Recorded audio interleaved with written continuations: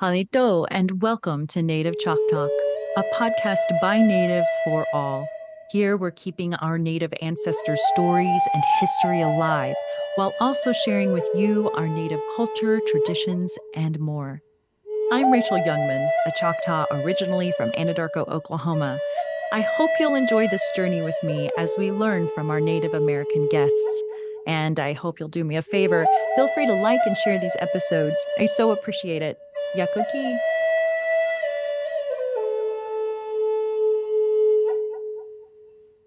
I feel a sense of urgency literally every single day. I'm always encouraging people, hey, record your ancestors, capture as many stories as possible so that we can keep those things alive for generations to come. See and share our stories at togetherwe'remore.com.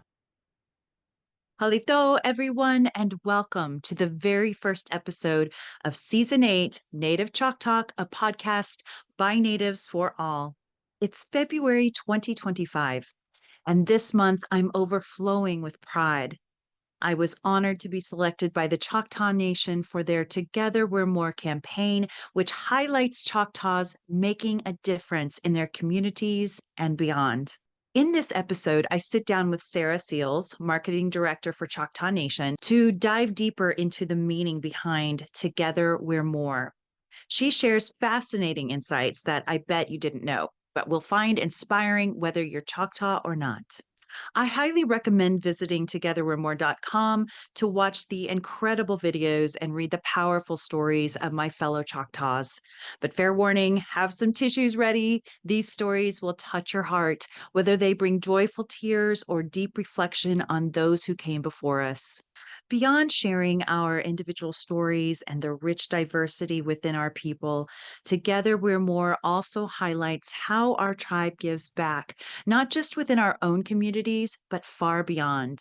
Now let's dive deeper into my conversation with Sara Seals. And to all of you tuning in, thank you for joining me for Season 8. Sara, thank you so much for spending some time with me today. I wanted to learn all about the Together We're More campaign through Choctaw Nation, and I knew that you were the perfect person to talk to about this. So tell me about Together We're More.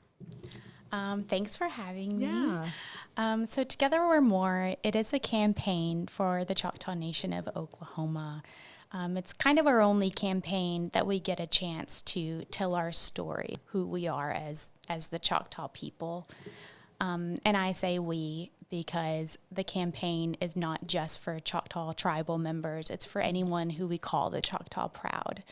So if you're bought into the Choctaw Nation or the tribe, or in favor of the things that they are doing, whether it's, because you work for them or you live in the community, or you are, friends with them or married to them or you have children, like whatever that is, we call that the Choctaw Proud. I love that. Yeah. Well, I've seen the Together We're More campaigns here and there. You guys do a lot of great publicity around the folks that you bring in, and you select different people from the tribe to talk about, what is it, their stories or what they're doing in the community. What does that look like? Yeah, so it's pretty fun. I'll start there. We do have a committee, so we meet weekly. And normally what we do is sometimes we get submissions, sometimes it's people we know. Mm-hmm. We just try to do a lot of research. And the goal is essentially just to tell Choctaw tribal members' stories.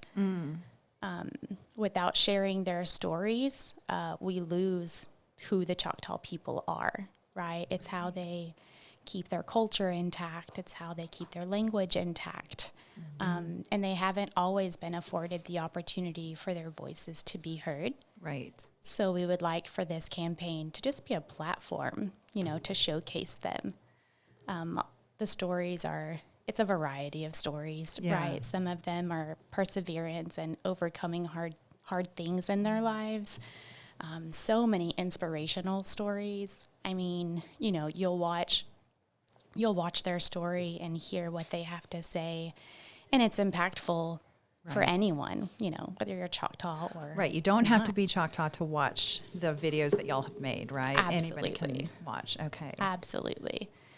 You mentioned to me earlier when you and I were chatting about sovereignty, how preserving these stories, and I'm really on the same Yes. page for this. Like Yeah. I love the Together We're More campaign for multiple reasons, but one of them is especially because we have the same goal, which is preservation. And you haven't even tied into me, which is something I hadn't thought of before, the sovereignty piece of that. Can you explain to folks how that ties together? Yeah, I think, the Choctaw people have overcome so much adversity in the history, right? And I think as we hear these stories, one specific one that comes to mind is an elder, Mr. Wilson Roberts, was in our campaign last year. And as he and his wife they were telling us his story, it became very evident that, the shutting down of their native tongue and just the tragic things that was happening to the Native Americans in the state of Oklahoma, it wasn't too long ago.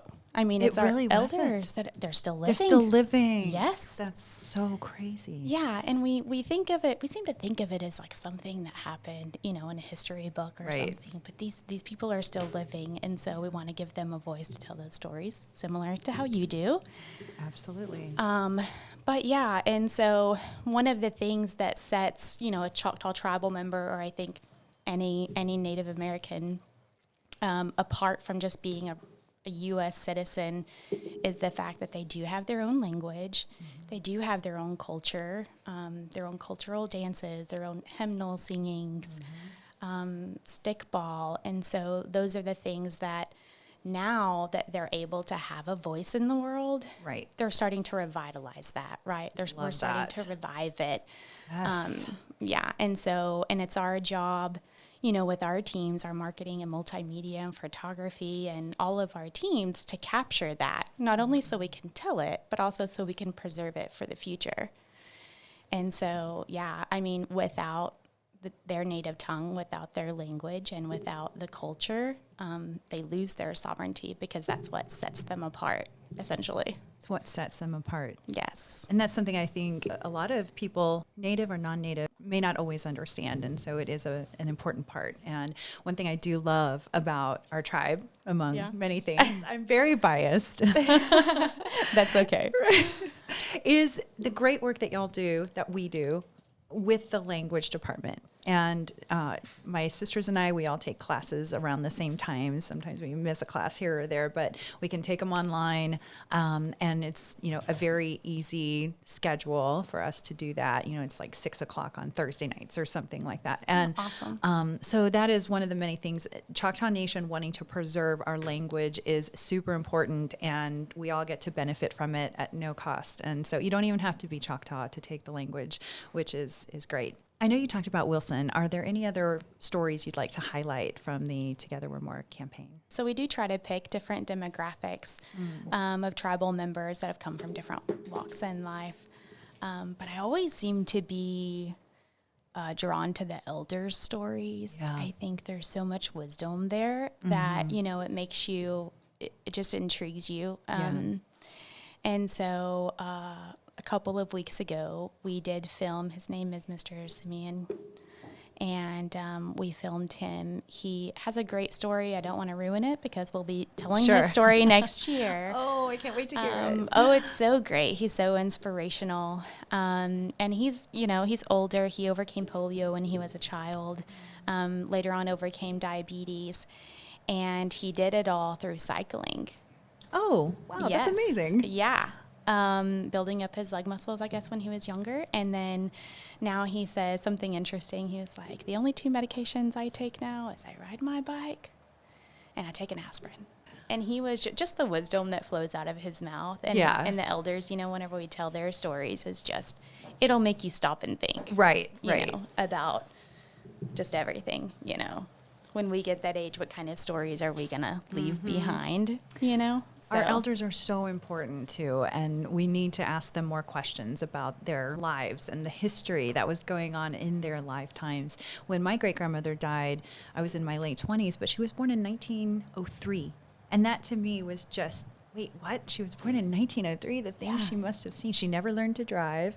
And so, that's what you get out of the Together We're More campaign, is you get to hear stories like that, which I think is so fascinating. Yes. So you have 2 Choctaw children, And how does the Together We're More campaign tie in with your kids? Because I know that you had some kind of connection there that you wanted to share about. Yeah, I think, from a personal standpoint, having children that are also tribal members, I just think of their futures and the opportunity that they're afforded by being a part of something bigger than themselves. Yeah. Right? They have heritage and they have culture and they have a whole tribe that stands with them. And so anything as a non-tribal member, anything I can do to help facilitate stronger sovereignty, generating more revenue for these services, whatever I can do, whether it be big or small, to impact how our next generation functions, to make sure they keep their sovereignty, and then their children and their children. Like this is a fight that I think tribes will probably always have to face. Sure. And I think the only way we do it is by just being real and talking about it and authentically telling these stories, and allowing them to share their culture. And to make sure that the next generation picks up on it, learns it, and really understands the depth of it and why and what all had to go into it in order for them to still have it, right? Right, absolutely. Whether it be from the generation before them or the generation before them. Yeah. So I'm so glad that you're instilling this in them and you see the importance of that. And speaking of telling our stories, let's take a look at the Together We're More campaign, where I tell my story. I'm always encouraging people, hey, record your ancestors. Do it over the holidays. Do it whenever you're together. You will not regret it. Would you like to hear your great-grandfather telling his stories and talking about my auntie said this, or we used to go down to the well and do that? Would you like to hear those things? And if so, here's a recording of him. Kalito, sa Hochifoliat, Rachel Youngman. Podcast host of Native Chalk Talk, a podcast by natives for all. When you say voice, it really is a deeper meaning, of course. And my meaning came from my great-grandmother. So she had a very interesting story. It was a very hard life, having to do with non-native guardians who had taken over her land and had taken her under their guardianship when she was only 3 years old. My great-grandmother was this, like most grandmothers, sweet, always cooking for us. She would crochet, but she was so quiet about the things that had happened in her lifetime. We knew some of it, but again, we didn't know all of it. And after she passed away, I realized there was so much more that needed to be preserved. So my sister, when she was in college, she had actually taken a course on something having to do with your family history, your tree. She had interviewed my great-grandmother. She had written this paper, and when she gave me that paper, I put it in a filing cabinet. And then at some point, when my great-grandmother passed away, I was having all these regrets like most of us do. And I was thinking, I didn't spend enough time with her. I didn't do enough. I didn't ask enough questions. And I was laying in bed one night, and I remembered that my sister had given me that paper. And so I was like, oh, those are her words. If I can pull that up, I can pull up my great-grandmother's words. And so I did. And I sat there and cried even more, just learning more about her life. She did go into more detail with my sister. And to get to read those things was just, it was heavy. It was very heavy, from her going under the guardianship to the way she and her sister, half-sister, and her aunts and uncles were treated and all that. So it was a lot to take in. And knowing that she was always such a positive, kind person, you would never know the things that she had gone through. Growing up in Anadarko, Oklahoma, I had also started thinking about all the stories I had heard growing up, because it's mainly Plains Native Americans there. We've got Comanche, Kiowa, Apache there, and my dad worked at Riverside Indian School, and we hung out with a lot of people that had amazing ancestral stories. It just dawned on me, I've got my great-grandmother's stories, I've got the stories I've heard from my hometown, and I'd love to hear more of that, but I'd also like to preserve it with people, and especially with our Choctaw tribe. I really wanted to hear from other Choctaws. So really the podcast is about ancestral stories, but it's also about tribal history, culture, and traditions, so that we can keep those things alive for other people and generations to come. I think for a long time, people didn't know how to approach Native Americans to be able to ask questions and to understand better what's the proper nomenclature, what is offensive, what's not offensive. And I really wanted people to feel more open. I'm part Choctaw and part a few other things like most people. And I also sometimes would go to, say, a powwow, and I'd think, oh, I don't know if I can participate. Is it okay? And so over the years, I've gotten bolder and just said, I'm going to ask questions, and I'm going to try to find out more about how I can participate as well, because I do have a passion for our Native communities, all Native communities. I feel like I have a big responsibility that I put on myself to, first of all, capture as many stories as possible. I feel a sense of urgency literally every single day. There are probably more people like me out there, Native Americans, who really wish that they could preserve their ancestral stories, the things that have been passed down orally over the years that we all know that has been dust in the wind. I really wanted to give others their own voice. I think there's just such a sense of reaching out to each other, helping each other, supporting each other, no matter what we're doing. Together We're More really does mean community. I have met so many people that have found their roots with the Choctaw Nation, and we are so much more when we work together. I think one thing about our tribe that's beautiful is that we're a very giving tribe. We help others. We have for a very long time. We all need each other more than we possibly know. It's amazing what we can do when we come together.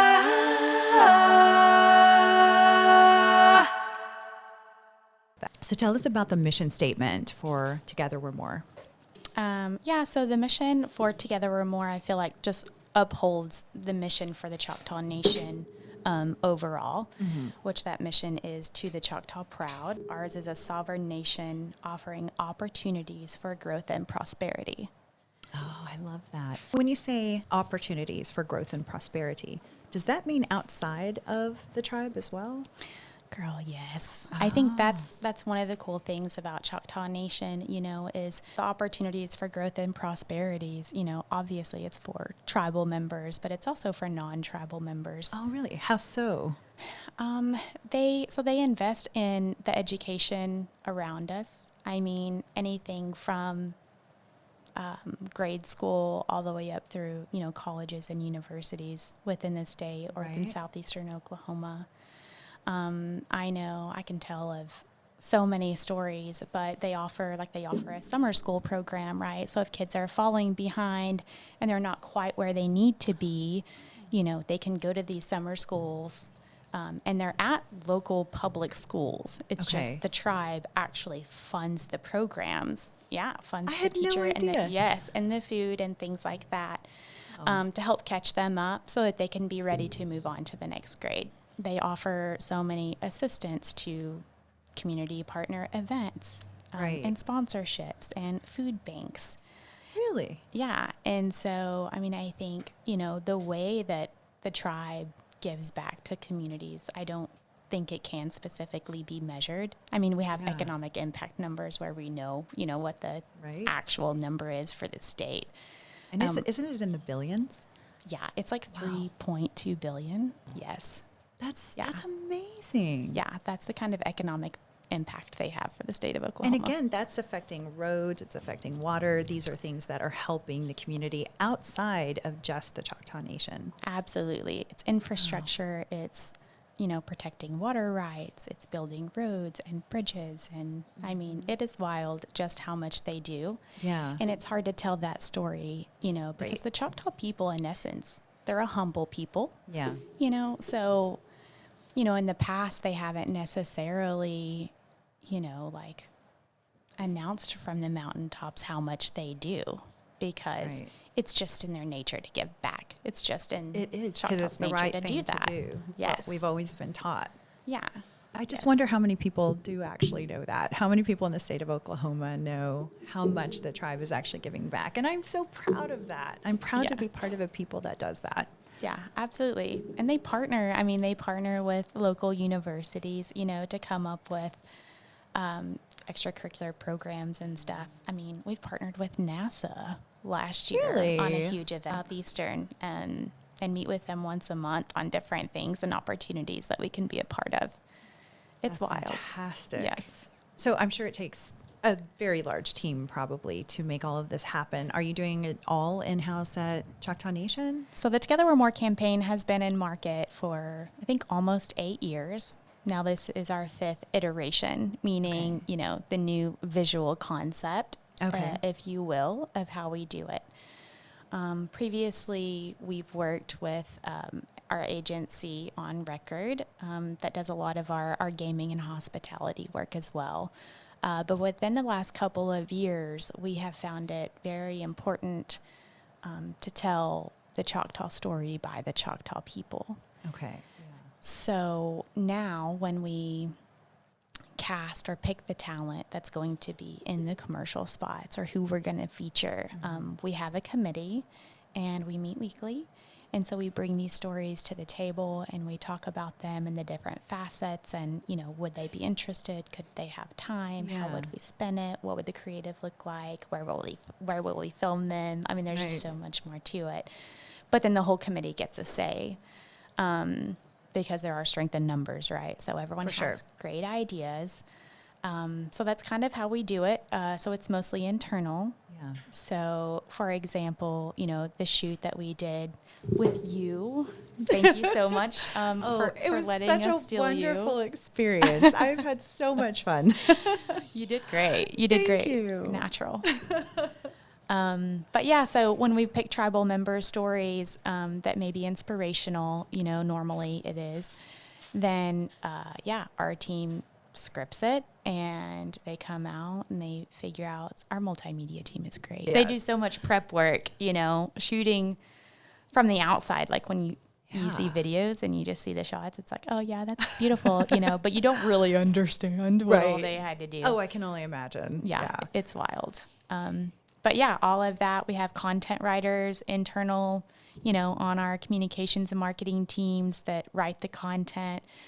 We have a social team that strategizes and plans that. We have a PR team, that helps from a PR standpoint to pitch the stories. And then our multimedia who actually does the videoing, and our photography team who takes beautiful photography. I mean, I could go on and on about our teams. Like, it's amazing. Our web team, we manage our own websites. We have our own advertising team. So instead of, contracting externally, we process our own billboard contracts and paid digital ads and YouTube ads and things like that. And so, the goal eventually is, we want to be a team that can sustain ourselves, for the tribe. So Looks like you're doing pretty well so far. we're getting there. We're getting there. And this is such a fun campaign to do it on. Yeah. Because it's so easy to tell the stories. Yes, totally. So. And doing it internally is very nice. It's nice to have that control as well as stay on message and all that. So speaking of messaging, obviously the chief sets the tone with the motto very often. He says it over and over and over. Tell us what that motto is and how that ties into the campaign. He has a few that we all like to live by. Now the vision is living out the Choctaw spirit through faith, family, and culture. Yes. And he means it. I do feel like the work environment of the Choctaw Nation is geared around faith, family, culture. Yes. You can tell, he's a great leader. He really is. Truly a compassionate, caring leader. You can tell he probably seeks wisdom from the Lord just because of all the great decision he makes. And he openly talks about it. We pray before our meetings. And I love that. Oh, I do too. And so our faith is deeply embedded in everything we do, including the campaign. And so I think that's always a good thing. Yeah. Not very many companies or organizations you work for, you're even allowed to do that. Oh, right? of course Much less not. put it on a forefront. Right. Yes. I do think I agree with you completely. He is an incredible leader, someone who remembers people's names. He remembered my husband after seeing him one time. And I think just about any corporation would love to have a leader like Chief Batten. Yes, So. absolutely. And, I think sometimes we don't truly think what all he does. Like, not only is he a great chief that leads a whole sovereign nation of over 200,000 plus tribal members, but he's also a CEO of a multi-billion-dollar corporation. When you look at So gaming, true. we have like one of the third largest slot floors in the world. Really? And so when you think about, and on top of other businesses, and, you know, he's always pushing people to think outside of the box, you know, so then they have like a big drone program. And I mean, it's just wild just how he pushes everyone to just be better. Yeah. And, you know, obviously for his tribal members, but also for anyone who works there. Yes. Or are partners with us. Yeah, it's pretty great. Love that. Thank Yeah. you, Chief. Thank you, Chief. Another thing he says is rising tides rise all ships, which I think may be a quote from someone else as well. But he says it often because it's true, right? Right. I mean, especially, and that's kind of the gist of the Together We're More campaign. There are strength in numbers. Yes. So if everyone does well, everyone does well. Right. You know. We'll move that ship. Absolutely. Well, thanks so much, Sarah. This was insightful for me. I learned a lot, and I look forward to seeing all the new Together We're More campaigns that are coming out. Y'all go check them out at togetherwe'remore.com, correct? Correct. So you can see them, share them at togetherwe'remore.com. So listeners, go listen to it. Thanks again, Sarah. Absolutely. Thanks for having me. Thanks for listening to Native Chalk Talk. Be sure to join our community on YouTube, Facebook, Instagram, and Twitter, and check us out at nativechalktalk.com. Stay tuned for the next episode. You're going to love it. Yakoki. Thank you, my friends.